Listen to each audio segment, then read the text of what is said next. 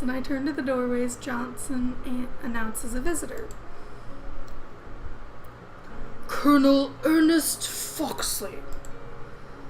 Colonel, what a most unexpected pleasure. Arabella stands from her seat so fast I fear she will trip. Foxley gives a deep bow, his smile growing on seeing her. I do so wish you would call me Ernest. Oh, Ernest Foxley. Both of you, of course. I stifle a small chuckle at his sudden remembrance I am also in the room. I would be delighted to believe we are close enough for first names. He beams another grin. What brings you here, Ernest? A blush settles on his cheeks as she says his name, and he clears his throat to speak. I was passing on my way to the park for a walk, and I thought I might inquire if you would wish to join me. I think that would be an excellent idea. She takes a step forward and then falters, her gaze shifting back to meet mine. Do you wish to join us, Fem? Though she makes the offer, I can see on both of their faces the desire to be together alone. You go on ahead. I am quite satisfied with continuing on my needlework. Are you certain the weather is most pleasing today? I am sure. Please go on and enjoy yourselves. They don't need to be told again, both of them scurrying from the room like excited children. That didn't look like they scurried. Front door clicks shut, and Johnson turns to me with an encouraging smile. Would you care for some tea, Miss Uppercut? I give a nod, and he too leaves the room. Quiet 2 hours pass, and my thoughts still linger on the captain far more than I wish they would. That didn't scare me nearly as much! God damn. It's what it sounds like, but it's just... Oh my gosh, I have the sound turned up though. Oh, that's funny. It's yet another knock that tugs me from my concentration. I am just realizing that Arabella wouldn't knock when Johnson shuffles into the room, a sour expression lining his already wrinkled face.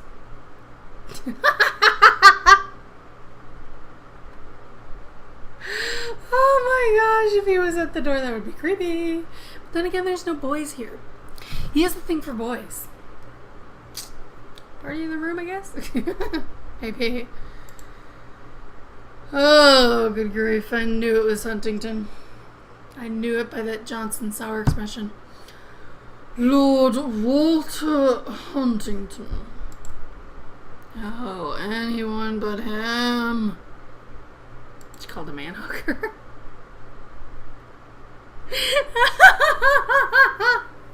Peep, peep, peep. Or as Rabbit said earlier, ew, ew, ew. I sigh away my thought and stand from my seat, placing my barely started needlework beside me. Huntington enters the room with a stiff air about him, giving a sharp bow when he lays eyes on me. Choices, people! Is there something you need, Lord Huntington, that you would visit me? Give a curtsy and offer tea. How long will your visit be, Lord Huntington? No? No? Okay.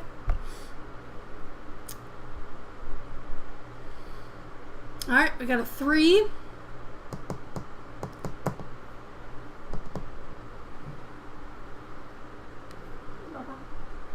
No, don't peck me. Sweetie. No. It's pink blood.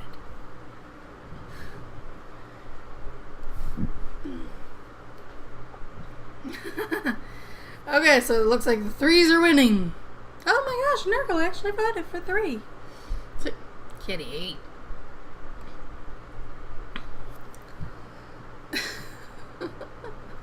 Sorry, there is no 6. I don't know what the 6th option would be. How long will your visit be today, Lord Huntington? Are you so rude to all of your visitors, Miss Uppercut? I remain silent, his answer made obvious when he takes the seat opposite me and settles himself in. I try not to let the disappointment show on my face and sit down as well. Lady Ashburn is not with you today? No, she's out with a friend. He gives a satisfied nod and glances about the room. It is quite a sparsely decorated space considering the wealth of your family. Right, Nurgle? Yeah. Calling me rude? Pfft, me jack. We do not feel the need to flaunt our wealth through trinkets, Lord Huntington.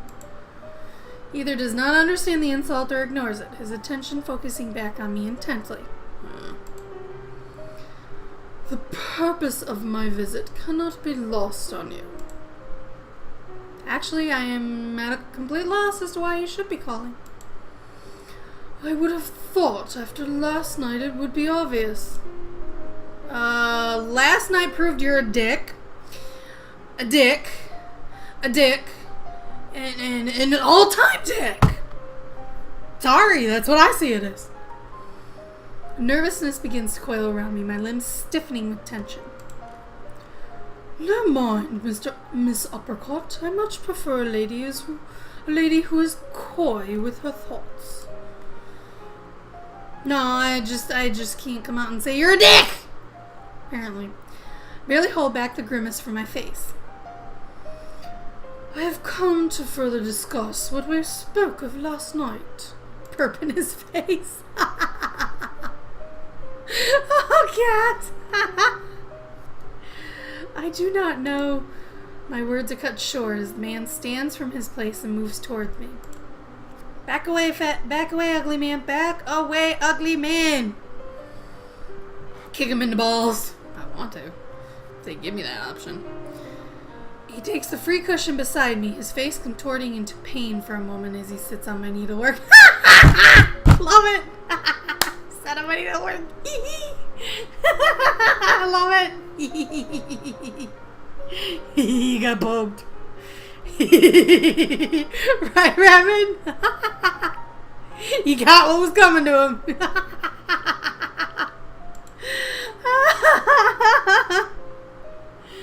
Oh my gosh. He grabs the stitching from beneath him and chucks it onto the table. Lord Huntington, this is not at all appropriate. Yeah, you sat on my needlework. Now I have to start all over again with the new swatch because I don't want your butt on it. Needle of the butt. I'm not going to touch that needle no more. I make to stand, but he grabs my hand and tugs me back down. Damn. Jerk. Can't stand?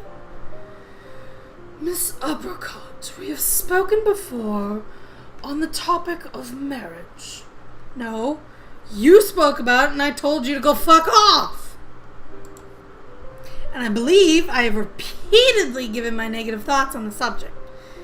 She said it in kinder words than I just did. And I repeatedly told you to fuck off.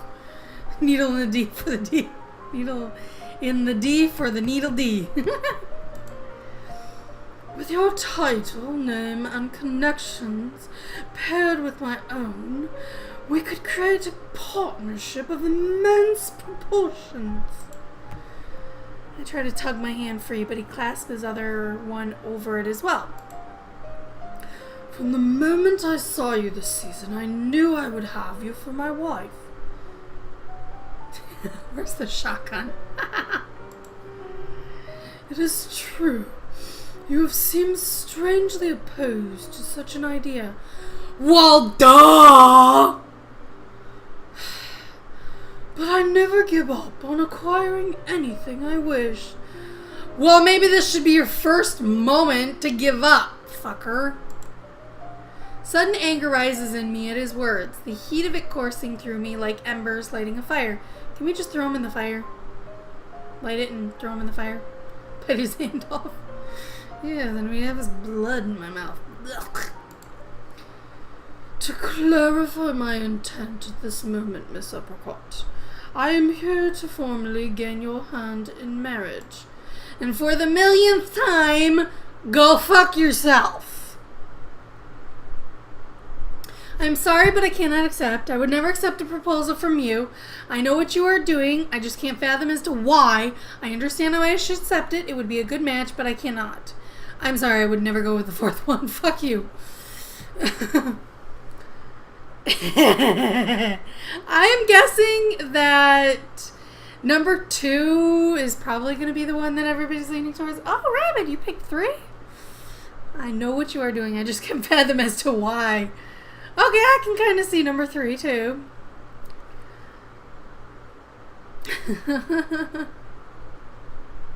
Nurgle!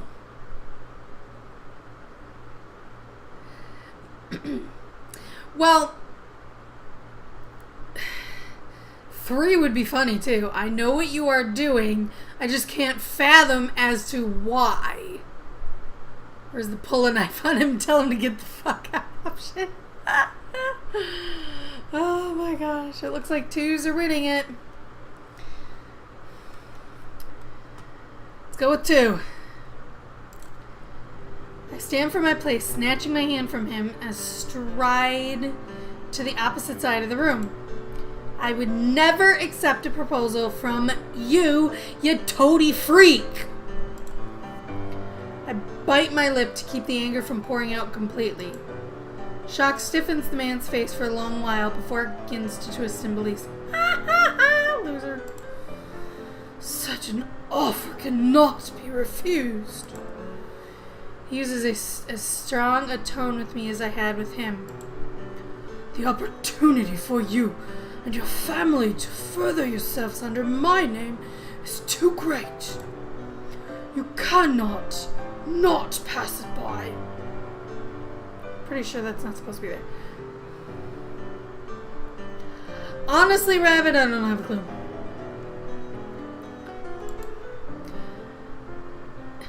No. Pull out the knife, chop off his balls, roast him, feed him to him, then toss him out. That sounds like a good idea, though. Speaks of family, but I can see he is most angered by the fact of the refusal. It's now quite obvious that very, very few people ever say no to this man. My family would not wish me to marry such a vicious brute. What you did to Captain Blake last night was abhorrent.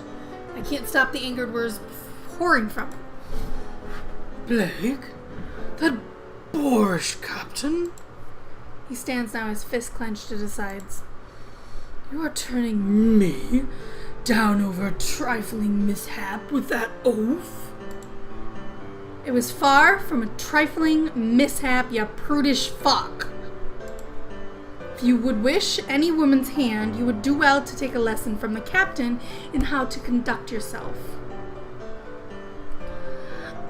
I don't even want to imagine that, Rabbit, because ew is the only word that comes to mind. I bite back the rest of the rage that threatens to pour from me, taking a deep breath. You have my answer, Lord Huntington. Good day to you. I gesture to the door, keeping my gaze as steady as I can manage. His knuckles are white, his jaw clenched so tight I wonder if he will chip a tooth. He deserves to chip a tooth. You know what? Does he'll have that ugly look. You cannot truly be rejecting someone of my stature for the fortunes of a man so low. You can't babies for that. Alright, choices again. Say nothing and look away from him. I can do as I like, or I'm rejecting you because of you.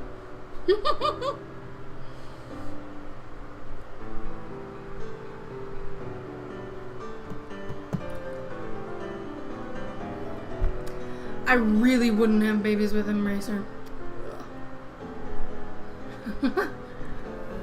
Well, that was definitely a consensus. 3 it is. I am rejecting you because of you prudish fuck. Whatever he was going to say next is cut off as I spoke, confusion, then understanding hitting him. Good thing. Good thing, Racer. Do you truly believe that any woman could marry someone who takes such glee in bringing others down? I wonder if your thoughts on the subject would be so strong if I had not asked so many questions of that man in the game.